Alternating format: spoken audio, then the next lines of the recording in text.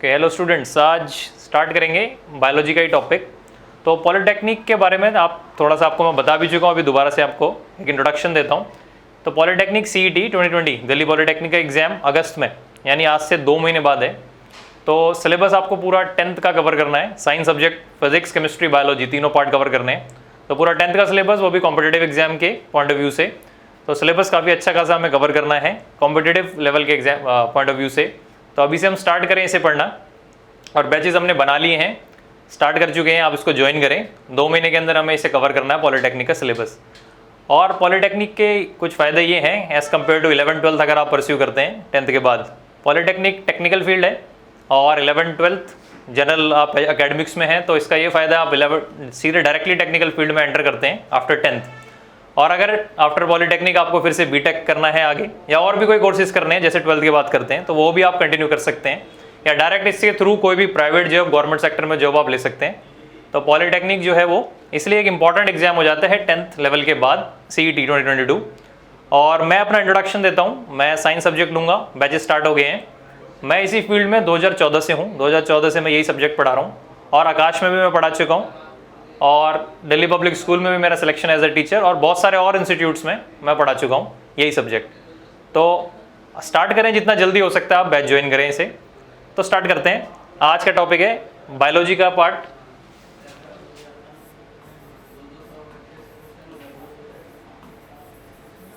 तो बायोलॉजी का पार्ट है लाइफ प्रोसेस। हम लास्ट क्लास में डिस्कस कर चुके हैं बेसिक्स, वो वीडियो आप जरूर देख लेंगे कि लाइफ प्रोसेस क्या है, कितने तरह के लाइफ प्रोसेस होते हैं।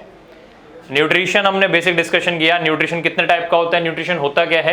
उसके बाद रेस्पिरेशन, ट्रांसपोर्टेशन और एक्सक्रीशन। आज पर्टिकुलरली न्यूट्रिशन के अंदर भी एक स्पेसिफिक टॉपिक हम लेंगे जो काफ़ी इंपॉर्टेंट है, डायरेक्ट क्वेश्चन बनते हुए इससे आते हैं। तो बायोलॉजी के अंदर जो चैप्टर है वो है लाइफ प्रोसेस। लाइफ प्रोसेस के अंदर जो पार्ट आता है वो है न्यूट्रिशन। लास्ट क्लास में भी डिस्कस कर चुके हैं इसको हम। अभी न्यूट्रिशन के अंदर भी हम प्लांट के बारे में ऑलरेडी डिस्कस कर चुके हैं, फोटोसिंथेसिस क्या है। आज स्पेसिफिक टॉपिक लेंगे ह्यूमन बीइंग के बारे में। तो ह्यूमन बीइंग्स, सबसे पहले बात करते हैं कि ह्यूमन बीइंग्स में मोड ऑफ न्यूट्रिशन होता क्या है।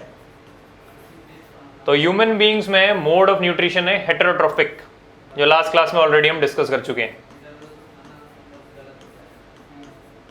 तो हेटेरोट्रोफिक मोड ऑफ न्यूट्रिशन मतलब है hetero for other, trophy for nutrition, जो मैं बता चुका हूं।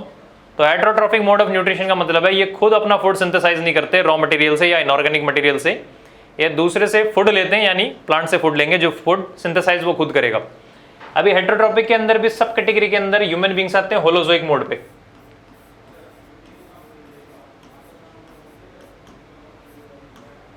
तो होलोजोइक मोड पे आते हैं ह्यूमन बीइंग्स। अभी होलोजोइक का मतलब क्या है? होलोजोइक मोड ऑफ न्यूट्रिशन का मतलब है ऑर्गेनिक फूड, कॉम्प्लेक्स फूड को डायरेक्टली इंजेस्ट करते हैं माउथ के थ्रू, और इंटरनल डाइजेशन होगा पूरा प्रोसेस, एब्जॉर्प्शन तक, जो इंटेस्टाइन, स्मॉल इंटेस्टाइन एब्जॉर्ब करेगा वहां तक का प्रोसेस, इसीलिए इसे कहा मैंने होलोजोइक। अभी आज का टॉपिक जैसे मैंने बोला डाइजेशन, ये सामने डायग्राम दिख रहा होगा पूरा एलिमेंट्री कैनाल का। तो आज पढ़ेंगे डाइजेशन, ह्यूमन बीइंग में डाइजेशन का प्रोसेस होता क्या है। अभी ह्यूमन बीइंग में डाइजेशन क्या होता है, उससे पहले ये बात करते हैं ये डाइजेशन क्या होता है, ठीक है। तो डाइजेशन का अगर सिंपल डेफिनेशन लेंगे तो डाइजेशन का सिंपल डेफिनेशन ये है कि कॉम्प्लेक्स सब्सटेंस को या कॉम्प्लेक्स फूड को जो आपने इंजेस्ट किया है उसको सिंपल सोल्यूबल फॉर्म में कन्वर्ट करना है। ओके, सपोज मैंने कोई चीज़ खाई, अगर वो कॉम्प्लेक्स फूड है और वो मेरे बॉडी में, इंटेस्टाइन मेरे उसको एब्जॉर्ब नहीं कर सकते, ब्लड में जाकर वो ATP बनाएगा नहीं, तो अगर वो ब्लड में जाकर ATP बना नहीं रहा है उस फॉर्म में, तो वो मेरे किसी काम का नहीं है। तो सबसे पहले मैं उसको इस फॉर्म में कन्वर्ट करूं कि मेरे इंटेस्टाइन या मेरी बॉडी उसको एब्जॉर्ब कर ले, एब्जॉर्ब करके वो ब्लड में जाए, और ब्लड में जाकर रेस्पिरेशन के थ्रू ATP जनरेट हो, यानी एनर्जी जनरेट हो, यूजफुल एनर्जी ह्यूमन बींग्स के लिए, और वो बॉडी में काम आ पाए। इसीलिए डाइजेशन किया जाता है, खासकर होलोजोइक में। तो ह्यूमन बींग होलोजोइक है, यहाँ करेंगे डाइजेशन। अभी डाइजेशन का बेसिक डेफिनेशन मैंने बोला कि कन्वर्जन है, conversion of complex molecules, obviously inorganic, organic molecule होंगे, कॉम्प्लेक्स मॉलिक्यूल्स जो फूड हम खा रहे हैं, into simple and soluble molecules. अभी सिंपल सॉल्यूबल का मतलब ये है, सिंपल मतलब बड़े फॉर्मूले को छोटा करना है, सिंपल। अगर सपोज 50 कार्बन का कोई कंपाउंड है, उसे 5-6 कार्बन का कंपाउंड बदलना है, जैसे ग्लूकोज है C6H12O6, तो इस प्रोसेस को कह रहे हैं कॉम्प्लेक्स मॉलिक्यूल को सिंपल में कन्वर्ट करना। सॉल्यूबल होने से इंटेस्टाइन उसको एब्जॉर्ब करेंगे और ब्लड की फॉर्म में, ब्लड में जाकर वो सेल को मिलेगा, इसलिए सॉल्यूबल। अगर जब तक हम ये प्रोसेस नहीं करते डाइजेशन का, तब तक एटीपी जनरेट नहीं होगा, यानी कि वो फूड मेरे काम का नहीं है, इसलिए ये प्रोसेस हो रहा है। तो प्रोसेस का बारे में पता चला, ये हो क्यों रहा है, कर क्यों रहे हैं। तो ये पहला पार्ट था कि डाइजेशन कर क्यों रहे हैं और ह्यूमन बीइंग डाइजेशन करता है, ये दो बातें। तीसरी बात ये है कि ह्यूमन बीइंग के क्या क्या पार्ट्स हैं और डाइजेशन होता कैसे है। तो सामने देखेंगे ये डायग्राम दिख रहा होगा। अब ये जो डायग्राम है, इसमें जो भी पार्ट्स आपको दिख रहे हैं, यहाँ से माउथ से स्टार्ट होते हुए नीचे एनस तक, ये सब हम कहेंगे इसे एलिमेंट्री कैनाल। ये जो सब दिख रहा है इसे कहेंगे एलिमेंट्री कैनाल। अभी इस एलिमेंट्री कैनाल में बहुत सारे ऑर्गन हैं और बहुत सारे ग्लैंड्स हैं, ठीक है। वो ऑर्गन और वो ग्लैंड्स मिलकर पूरा फूड जो है वो माउथ के थ्रू लास्ट में एनस तक जाता है, बीच में पूरा ये डाइजेशन इस तरीके से होता है।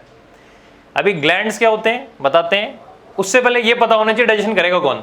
कुछ केमिकल्स चाहिए डाइजेशन के लिए, सिंपल करने के लिए, उसे एंजाइम्स बोलेंगे। तो डाइजेशन के लिए जो केमिकल चाहिए उसे बोलेंगे डाइजेस्टिव एंजाइम्स।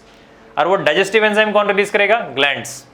ऑर्गन के अंदर फूड जाएगा, डाइजेस्टिव ग्लैंड्स डाइजेस्टिव एंजाइम डालेंगे उसमें और डाइजेशन होगा, ठीक है। बाकी इसे लिखने की जरूरत नहीं, पीडीएफ को मिल जाएगा डिस्क्रिप्शन पे। पहले देखें इसको, मैं समझाता हूँ आपको पूरे एलिमेंट्री कैनाल में क्या क्या ऑर्गन्स हैं और क्या क्या ग्लैंड्स हैं, फिर इसको मैं लिखवा दूंगा। देखेंगे सबसे पहले यहाँ से स्टार्ट करते हैं। तो पहला लिखा हुआ है यहाँ माउथ, ये दिख रहा होगा माउथ, नहीं दिख रहा तो दोबारा लिख रहा हूँ माउथ। माउथ से स्टार्टिंग हो रही है फूड की, यहीं से डाइजेशन शुरू हो जाता है। यहीं पे स्लाइवा रिलीज होता है, स्लाइवरी अमाइलेज होता है उसके अंदर, वो भी एंजाइम है, वो केमिकल है। तो माउथ से ही डाइजेशन शुरू हो जाता है। तो यार ये रहा माउथ, उसके बाद ये रहा एसोफेगस। स्पेलिंग अगर दिख नहीं रही लिख रहा हूँ, एसोफेगस। फूड पाइप को कहते हैं एसोफेगस। एसोफेगस के बाद आते हैं नीचे, ये है स्टमक। ये जे जैसा ऑर्गन दिख रहा है, कुछ कुछ जे जैसा, स्टमक कहते हैं इसे। यहां पे फूड स्टोर होता है 3 घंटे से 4 घंटे। तो ये स्टमक, स्टमक के साथ में लिवर, ये भी ग्लैंड है, डाइजेस्टिव एंजाइम रिलीज करेगा। ये रहा पेनक्रियाज, ये लिखा है पेनक्रियाज। पेनक्रियाज भी ग्लैंड है, पेनक्रियाज भी एक केमिकल रिलीज करेगा। और इसके ऊपर ये लिखा है लिवर। और यहां लिखा है गॉल ब्लैडर।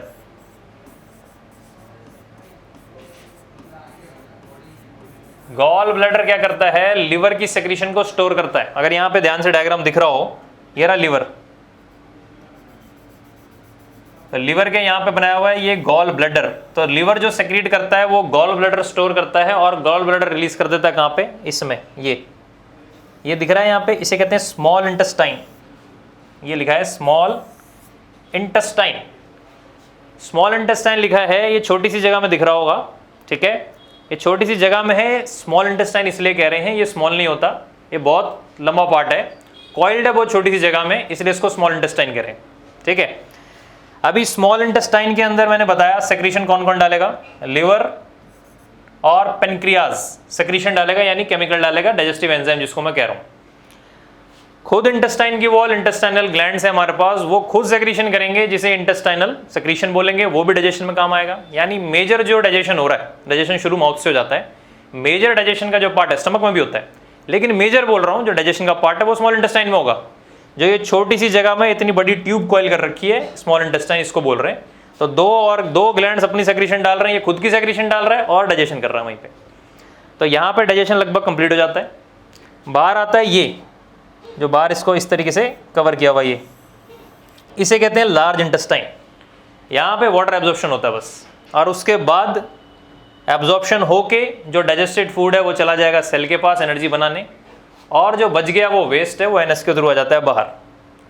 ओके, तो एक मैंने ओवरव्यू दिया, डाइजेशन होता क्या है, ह्यूमन बीइंग में डाइजेशन के पार्ट क्या क्या हैं, ग्लैंड्स का मतलब क्या है, डाइजेस्टिव एंजाइम्स क्या होते हैं।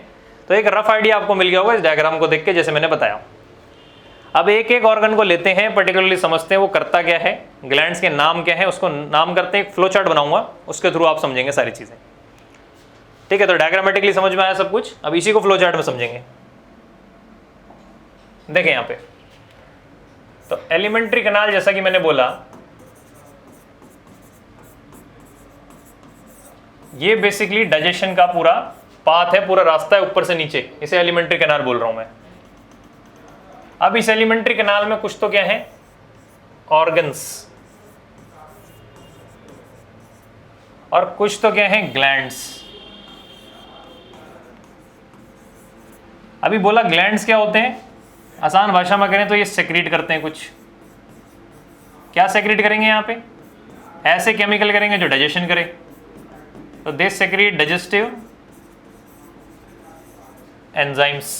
ठीक है, अभी ग्लैंड भी दो तरह के होते हैं, एक होता है एक्सोक्राइन और दूसरा होता है एंडोक्राइन। एक्सोक्राइन एंडोक्राइन को समझने के लिए पहले पता होना चाहिए डक्ट क्या होता है। डक्ट को आसान करके समझो तो एक रास्ता है जिसके थ्रू सेक्रीशन होती है। जैसे मैंने बोला अभी थोड़ी देर पहले कि लीवर है और पेनक्रियाज है। अभी लीवर और पेनक्रियाज, वो जो बीच में कॉइल रखी थी जिसे स्मॉल इंटेस्टाइन हम कह रहे हैं, वहां पे अपनी सेक्रीशन डालता है। तो सेक्रीशन डालने के लिए कोई पाथ चाहिए ना, उसे डक्ट बोलते हैं। लेकिन हर जगह जरूरत नहीं होती, कहीं पर डायरेक्ट ब्लड में भी आप सेक्रेट कर सकते हो। तो जहां पे डक्ट है उसे एक्सोक्राइन बोलेंगे। इधर डक्ट है, जहां डक्ट नहीं है, डक्ट एब्सेंट है, वो है एंडोक्राइन। ठीक है, अभी एंडोक्राइन इस एलिमेंट्री कैनाल में कोई भी नहीं है, तो एंडोक्राइन को भी हम छोड़ देते हैं। एंडोक्राइन को जब कंट्रोल कोऑर्डिनेशन पढ़ेंगे तब इसको कंटिन्यू कर लेंगे। उस चैप्टर के अंदर जो हार्मोन रिलीज होते हैं वो एंडोक्राइन ग्लैंड के थ्रू होंगे। अभी जरा एक्सोक्राइन पे चलते हैं और लिस्ट करते हैं एक्सोक्राइन कौन कौन से। तो एक्सोक्राइन ग्लैंड के अंदर सबसे पहला जो मुंह से ही शुरू हो जाता है, माउथ से ही शुरू हो जाता है, वो है सलाइवरी ग्लैंड। ये सलाइवरी ग्लैंड ही क्या करता है, जैसे पीछे दिखाया था मैंने, सलाइवरी ग्लैंड मुंह में क्या करता है, सलाइवा डालता है। ठीक है, तो ये सलाइवरी ग्लैंड सबसे ऊपर से शुरू हो जाता है।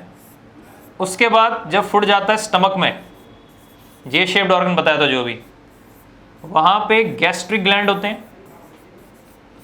Gastric means related to stomach, stomach से रिलेटेड कोई भी टर्मिनोलॉजी लेंगे गैस्ट्रिक वर्ड यूज करते हैं। तो गैस्ट्रिक ग्लैंड स्टमक के अंदर है, वो रिलीज करते हैं कुछ केमिकल, स्टमक के अंदर भी जो है वो डाइजेशन होता है। ठीक है, अब इसके बाद आगे बात करते हैं। दो तो मैंने अभी डिस्कस कर ही लिए थे, पेनक्रियाज और लिवर, ये दोनों भी ग्लैंड्स हैं। और अभी खुद बताया मैंने कि इंटेस्टाइन के अंदर तीन तरह की सेक्रीशन है, एक पेनक्रियाज की, एक लिवर की और खुद इंटेस्टाइन की। तो इंटेस्टाइनल ग्लैंड्स भी होते हैं जो खुद रिलीज करते हैं सेक्रीशन अपनी उसके अंदर, स्मॉल इंटेस्टाइन में। इंटेस्टाइनल ग्लैंड्स, तो ये ओवरऑल ग्लैंड्स मैंने बताया जो हमारे एलिमेंट्री कैनाल के अंदर है, सारे के सारे एक्सोक्राइन है। सारे लिस्ट करें तो 1 2 3 4 और 5, पांचों की फंक्शनिंग भी बता दी, फ्लो चार्ट के फॉर्म में दोबारा बता दूंगा। अभी ऑर्गन्स पे चलते हैं, कौन कौन से ऑर्गन इन्वॉल्व है। जिन ऑर्गन्स के अंदर ये फूड होता हुआ जाता है, ठीक है, एनस तक फूड जा रहा है, तो पूरा बहुत लंबा रास्ता है और बहुत लंबा प्रोसेस है ये डाइजेशन का। जो हमने खा लिया वो डाइजेस्ट होने में बहुत टाइम लगता है उसे, तो पूरा जो रास्ता है वो पूरे में जो जो ऑर्गन्स हैं, जहाँ जहाँ फूड जा रहा है उसको लिस्ट करेंगे। तो पहला तो माउथ है, जहाँ से खा रहे हो वहाँ से भी डाइजेशन है, वहाँ भी खाना जाता है। उसके बाद आती है यहाँ पे फूड पाइप। फूड पाइप को कहते हैं एसोफेगस, लिखते ओ से हैं, पढ़ते एसोफेगस हैं। माउथ, एसोफेगस, बीच में आता है फेरिक्स, फेरिक्स। माउथ से एसोफेगस गया, एसोफेगस कुछ नहीं है, फूड पाइप को एसोफेगस कहते हैं। अभी फूड पाइप से फूड जाएगा स्टमक में, जहां सबसे देर तक जो है फूड रुकने वाला है, 3-4 घंटे कम से कम। स्टमक के बाद जाएगा स्मॉल इंटेस्टाइन में, स्मॉल इंटेस्टाइन के बाद जाएगा लार्ज इंटेस्टाइन में, और लार्ज इंटेस्टाइन के थ्रू बाहर, एनएस के थ्रू फूड बॉडी से बाहर अनडाइजेस्टेड फूड, उसी को वेस्ट कहते हैं। ठीक है, प्रोसेस है इजेशन। तो फिलहाल एक चीज़ और, जब फूड हमने खाया, अब फूड यहाँ से एसोफेगस में जाएगा। एसोफेगस एक पतली ट्यूब है, फूड पाइप। ठीक है, फूड पाइप में डाइजेशन नहीं होता, फूड पाइप में कोई केमिकल रिलीज नहीं होता, कोई डाइजेस्टिव एंजाइम रिलीज नहीं होता, बट फूड पाइप बहुत पतली ट्यूब है, डेलिकेट ट्यूब है। तो अगर एक बारी में जो खाया सीधा अगर डल जाएगा फूड पाइप में, तो उसके बाद इंजरी होने के चांसेस हैं। तो स्पिंक्टर मसल्स होते हैं इनके बीच में। अभी स्पिंक्टर मसल क्या करता है, बहुत छोटे अमाउंट में फूड माउथ के थ्रू फूड पाइप में डालता है। तो यहाँ पे आपको मिलती है एक मसल जिसे कहते हैं, स्पेसिफिक उसका नाम दिया हुआ है, ये है स्पिंक्टर मसल। तो ये स्पिंक्टर मसल क्या करेगा, छोटे छोटे अमाउंट में फूड डालेगा कि ताकि कोई प्रॉब्लम या इंजरी उसमें ना हो। एसोफेगस में फूड पाइप में, पतली ट्यूब है फूड पाइप। अभी पीछे डायग्राम में दिखाया था, फिर दिखाता हूं। और लार्ज इंटेस्टाइन के थ्रू भी जब फूड बाहर जाता है बॉडी से, यानी वेस्ट, उसमें भी एक स्पिंक्टर मसल होती है, स्मॉल अमाउंट में जाता है, उसे कहते हैं एनल स्पिंक्टर। एनएस के थ्रू बाहर जाता है, इसलिए टर्म यहां पे लिया है एनल स्पिंक्टर मसल। तो एनल स्पिंक्टर, स्पेलिंग वही है ऊपर वाली।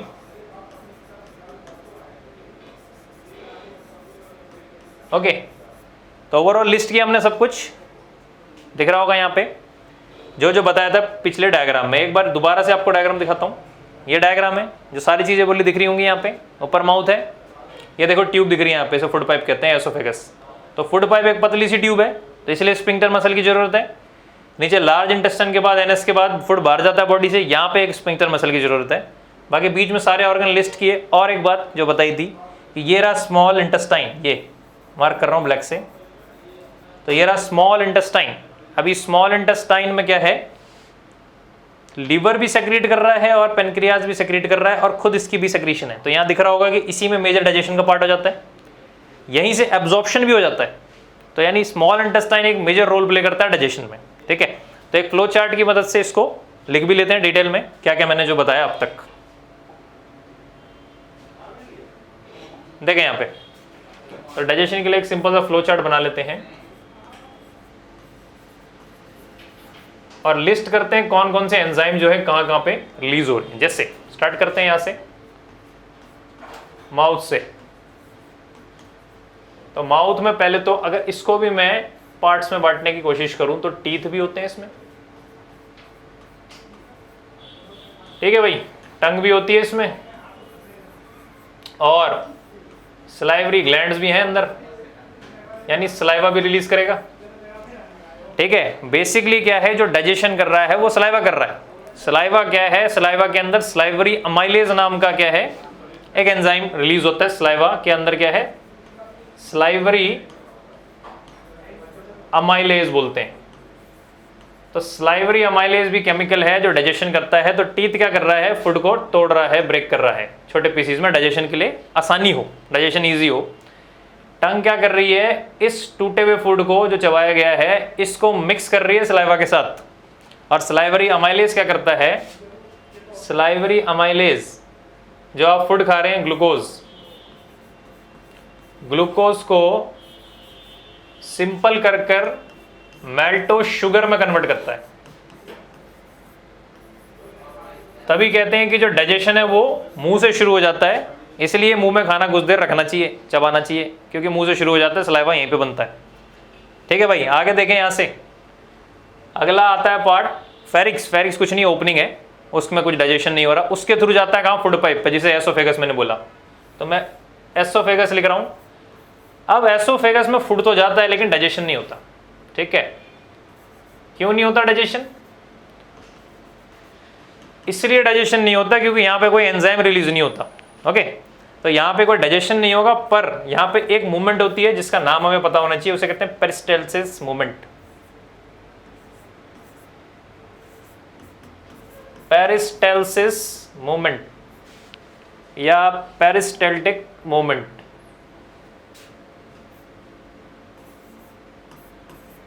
ठीक है, पेरिस्टाल्सिस को या पेरिस्टाल्टिक मूवमेंट कहेंगे। ये पेरिस्टाल्सिस मूवमेंट क्या है, रिदमिक कॉन्ट्रैक्शन और एक्सपेंशन है फूड पाइप का, ताकि फूड नीचे जा पाए। ठीक है, यहाँ गले से ऊपर से, जहाँ से खाया मुंह से, और स्टमक नीचे यहाँ पर है, तो इस डिस्टेंस को कवर करने के लिए ट्यूब लगी हुई है। अगर ट्यूब मूव नहीं करेगी ना तो फुड नीचे नहीं जाएगा प्रॉपरली, इसलिए पेरिस्टाल्सिस बोला या पेरिस्टाल्टिक मूवमेंट बोला, कंट्रैक्शन रिलैक्सेशन बार बार होगा, रिदमिकली होता है, रैंडमली नहीं होता, रिदमिकली होगा ताकि खाना नीचे जा पाए स्टमक में। यहाँ डाइजेशन कुछ नहीं होता, बस ये मस्कुलर ट्यूब है, मसल से बना हुआ है, रिदमिक कॉन्ट्रैक्शन और रिलैक्सेशन करेगा। इसके बाद डाइजेशन अब जाता है फूड स्टमक में, जो जे शेप्ड ऑर्गन बताया, 3 से 4 घंटे यहाँ पे रुक रहा है। अब यहाँ पे जो एंजाइम्स रिलीज होते हैं वो क्या होते हैं जरा वो देखते हैं। एक है म्यूकस, पेप्सिन और HCl। तो पेप्सिन का बड़ा रोल होता है, जो फूड कंटेंट हमने खाया उसके अंदर प्रोटीन का मेजर जो पार्ट है और फैट और कार्बोहाइड्रेट, तो ये प्रोटीन वाले पार्ट को पेप्टोन्स यानी सिंपलर फॉर्म में कन्वर्ट करता है। तो पेप्सिन क्या करता है, प्रोटीन को पेप्टोन्स नाम का जो कंपाउंड है यानी सिंपलर उसमें कन्वर्ट करता है। म्यूकस क्या करता है और HCl क्या करता है? HCl क्या करता है, एसिडिक मीडियम बनाता है।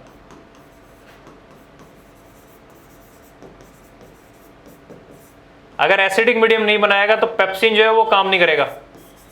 तो एसिडिक मीडियम बनाने की वजह से पेप्सिन एक्टिवेट हो रहा है, वो अपना काम कर रहा है, प्रोटीन्स को पेप्टोन्स में ब्रेक कर रहा है, इसलिए HCl रिलीज होता है, यहाँ पे कंसंट्रेटेड होता है ये भी। और म्यूकस क्या करता है, म्यूकस अपनी ही इनर लाइनिंग को बचाता है, तो प्रोटेक्ट करता है स्टमक की इनर लाइनिंग को, प्रोटेक्ट्स इनर लाइनिंग। क्यों? क्योंकि जो HCl रिलीज हुआ है वो HCl अपनी इनर लाइनिंग को खुद को खराब कर सकता है, जिसलिए HCl से बचाने के लिए म्यूकस भी रिलीज होता है, अपनी इनर लाइनिंग को बचाता है वो स्टमक की। तो ये स्टमक में डाइजेशन हुआ। अभी स्टमक से जाता है फूड का स्मॉल इंटेस्टाइन में, ठीक है, लिवर पैनक्रियाज में नहीं जाता, वो स्मॉल इंटेस्टाइन में जाएगा। अब यहां पे बात करते हैं स्मॉल इंटेस्टाइन में क्या होता है। सारा लगभग सारा काम यहीं पे हो जाता है डाइजेशन का। तो स्मॉल इंटेस्टाइन में लिवर जो कि एक ग्लैंड है वो अपनी सेक्रीशन डालता है, पैनक्रियाज जो एक ग्लैंड है वो अपनी सेक्रीशन डालता है, और ये खुद अपनी सेक्रीशन डालता है। तो 3 तरह की सेक्रीशन और फाइनल डाइजेशन यहीं पे हो जाएगा, और यहां पे एब्जॉर्प्शन भी हो जाता है फूड का जो डाइजेस्ट होगा। तो पैनक्रियाज क्या करता है, ट्रिप्सिन, लाइपेज और अमाइलेज, 3 तरह के सेक्रीशन डालता है, ट्रिप्सिन, लाइपेज एंड अमाइलेज, ठीक है। तीनों का अलग अलग काम है। ट्रिप्सिन क्या करेगा, प्रोटीन डाइजेस्ट करने का काम करेगा, प्रोटीन को PR चलो पूरा लिख देते हैं, प्रोटीन का डाइजेशन करेगा, तो आप लिख सकते हैं डाइजेशन ऑफ प्रोटीन। लाइपेज क्या करेगा, डाइजेशन ऑफ फैट्स, और अमाइलेज क्या करेगा, डाइजेशन ऑफ कार्ब्स या कार्बोहाइड्रेट बोलते हैं जिसे, ठीक है। पार्शियल डाइजेशन हुआ, कंप्लीट डाइजेशन नहीं हुआ। अगर कंप्लीट हो जाता तो इंटेस्टाइनल जूसेस की जरूरत नहीं पड़ती, ठीक है। अब लिवर क्या करेगा, लिवर की जो सेक्रीशन उसे कहते हैं बाइल, या बोलो बाइल जूस। तो भाई बाइल जूस क्या करते हैं, 2 काम करते हैं।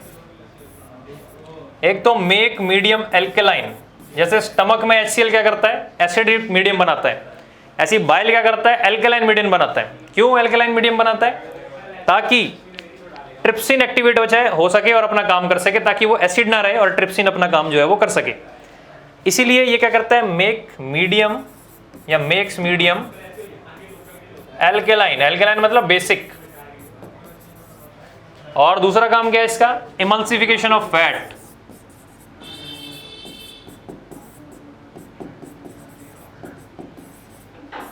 अभी इमल्सिफिकेशन ऑफ फैट का मतलब क्या है, फैट को सिंपल फॉर्म में कन्वर्ट करना एंड सॉल्युबल फॉर्म में कन्वर्ट करना, ताकि लाइपेज उसको इजीली डाइजेस्ट कर सके। तो यहां पे लिवर कर क्या रहा है, लिवर एक तो एल्केलाइन मीडियम बना रहा है ताकि ये अपना काम कर सके ट्रिप्सिन, फैट को इमल्सिफाई कर रहा है ताकि लाइपेज उसको डाइजेस्ट कर सके इजीली, ठीक है। और ये दोनों मिलके अपनी जो सेक्रीशन कहां डालते हैं, स्मॉल इंटेस्टाइन में डालते हैं। अभी स्मॉल इंटेस्टाइन क्या करता है, वो खुद की सेक्रीशन डालेगा और फाइनल डाइजेशन उसकी वजह से हो जाएगा। तो फाइनल डाइजेशन में हम क्या देखेंगे, देखें क्या देखेंगे यहाँ पे, फाइनल डाइजेशन में देखेंगे कि जो प्रोटीन्स हैं, जो प्रोटीन्स हैं वो कन्वर्ट हो जाए किसमें, अमीनो एसिड्स में कन्वर्ट हो जाते हैं। जो कार्बोहाइड्रेट है जिसमें कार्ब्स लिख रहा हूं शॉर्ट में, वो कन्वर्ट हो जाएगा ग्लूकोज में, ठीक है। और फैट जो है वो किस में कन्वर्ट हो जाएगा, फैट जो है वो किस में कन्वर्ट हो जाएगा, फैटी एसिड्स में, फैटी एसिड में या ग्लिसरॉल में। बस यहां हो गया डाइजेशन खत्म, ठीक है। ये है डाइजेशन का पूरा प्रोसेस। ये सामने जो दिख रहा है बीच में लिखा हुआ, यहां पे आपको फाइनली ये प्रोडक्ट्स बनाने हैं और ये एब्जॉर्ब होंगे। अब कौन एब्जॉर्ब करेगा, इसकी वॉल्स, स्मॉल इंटेस्टाइन की ही वॉल्स एब्जॉर्ब कर देती हैं, ठीक है। तो एब्जॉर्प्शन इसी की वॉल्स कर देती हैं, लेकिन इसके साथ जुड़ी होती है विली। क्या होती है भाई ये विली, विली क्या होती हैं, इस तरीके से स्ट्रक्चर होते हैं कि ताकि सरफेस एरिया बढ़ जाए उसकी वॉल्स का। सरफेस एरिया बढ़ने से क्या होगा, ज्यादा एब्जॉर्प्शन होगा, इजीली एब्जॉर्प्शन होगा। और इन विली के साथ लगी होती हैं ब्लड कैपिलरीज। विली के साथ क्या लगी होती हैं, ब्लड कैपिलरीज। ब्लड कैपिलरीज आसान भाषा में जो ये छोटे छोटे मॉलिक्यूल बने हैं, ये छोटे छोटे मॉलिक्यूल अब एब्जॉर्ब होंगे, विली ले गया, विली के साथ में ब्लड है, कैपिलरीज में ब्लड ले गया, जैसे ही ब्लड ले गया सेल को मिला और एरोबिक रेस्पिरेशन हो जाएगा, एटीपी बन जाएगा। यही तो करना था, वो खाया वो किस काम का है अगर एब्जॉर्ब ना हो तो ऐसे एब्जॉर्प्शन होती है, ठीक है। तो ये ओवरऑल प्रोसेस है, यहाँ पे डाइजेशन खत्म हो जाता है। अब क्या बच गया फिर, लार्ज इंटेस्टाइन का क्या काम है। तो देखो लार्ज इंटेस्टाइन का क्या काम है, अब यहां से फूड जाता है लार्ज इंटेस्टाइन में, एब्जॉर्प्शन हो गया, जो होना था सारा पहुंच चुका है वो ब्लड में। लार्ज इंटेस्टाइन दो काम करेगा, एक तो जो फूड नीचे आया उसमें वाटर एब्जॉर्ब करेगा उसका, ठीक है। तो बेसिकली वाटर एब्जॉर्ब ही करेगा, ये मेजर पार्ट इसका यही है। अब जो बच गया वाटर एब्जॉर्प्शन के बाद भी, वाटर एब्जॉर्प्शन के बाद भी जो बच गया, अब वो वेस्ट है। तो वेस्ट है वो एनएस के थ्रू बॉडी से बाहर चला जाएगा, इजेस्ट आउट। और यहां पे जो मसल बताई थी मैंने वो कौन सी थी, एनल स्पिंक्टर मसल, ताकि स्मॉल अमाउंट में फूड को बाहर डाले, पूरा एक बारी में ना बाहर चला जाए, स्मॉल अमाउंट में जाए, ठीक है। तो ओवरऑल यही डाइजेशन है जो मैंने बताया यहाँ पे आपको। तो आपको प्रीवियसली दिखा देता हूँ क्या क्या पढ़ाया, एक क्विक रिवीजन। तो इतना ही पार्ट किया हमने, डाइजेशन ही पढ़ा। ये सारा एलिमेंट्री कैनाल है, ये सारे ऑर्गन्स देखे, तो क्या क्या ऑर्गन्स थे वो मैंने लिस्ट किए, क्या क्या ग्लैंड से मैंने लिस्ट किए। उसके बाद आपको अलग अलग एंजाइम्स के नाम बताए क्या क्या करते हैं। फिर आपको बताया कि ये फाइनल डाइजेशन हो रहा है और यहाँ एब्जॉर्प्शन हो रहा है, और बचा हुआ फूड से वाटर एब्जॉर्ब कौन कर ले रहा है, लार्ज इंटेस्टाइन, ठीक है। तो इतना ही करेंगे आज के लिए, बाकी नेक्स्ट वीडियो में करेंगे रेस्पिरेशन। और आप बैचेस ज्वाइन करें, बैचेस में कराएंगे इसके आगे का, ओके।